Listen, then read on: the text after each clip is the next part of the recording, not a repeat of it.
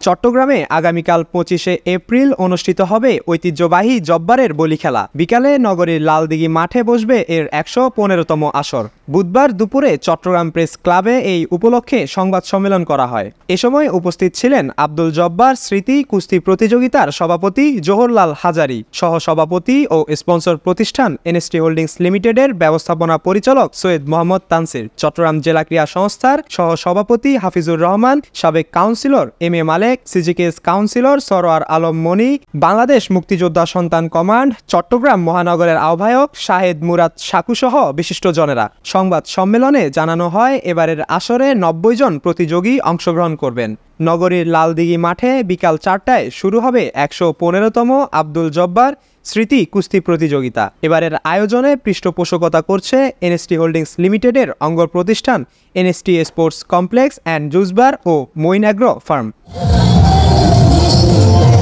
Mahmudul Ashik, N sports.